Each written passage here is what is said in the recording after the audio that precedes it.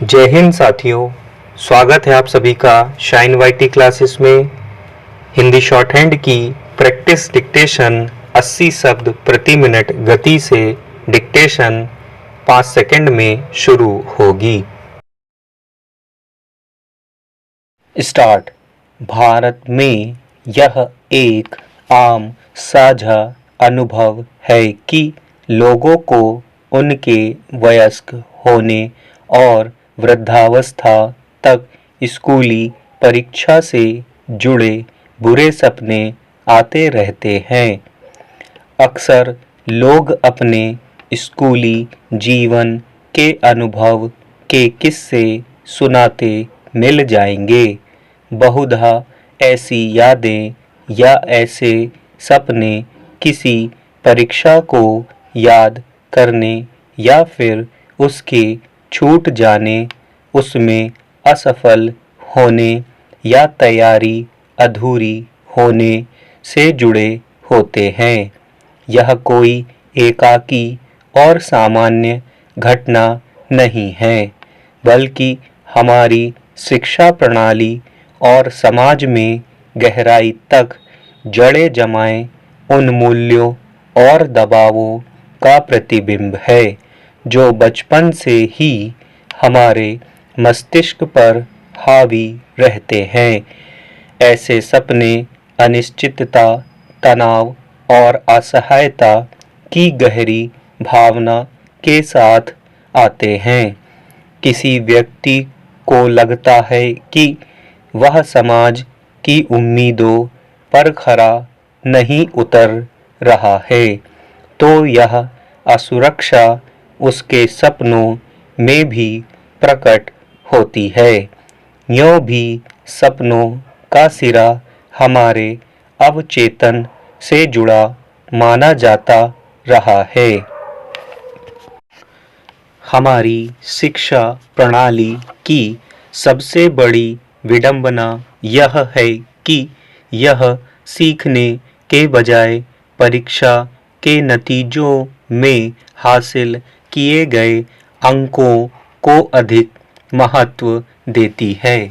परीक्षा का उद्देश्य जहां विद्यार्थियों के बौद्धिक विकास और उनकी क्षमताओं का आकलन करना होना चाहिए, वहीं यह केवल प्रतिस्पर्धा का पर्याय बनकर रह गया है। हर विद्यार्थी को बचपन से सिखाया जाता है कि जीवन में सफल होने का एकमात्र मार्ग परीक्षा में प्राप्त किए गए अच्छे अंक हैं। यह मानसिकता शिक्षा का मूल उद्देश्य विकृत करती है और विद्यार्थियों के मानसिक स्वास्थ्य पर भी गहरा असर डालती है।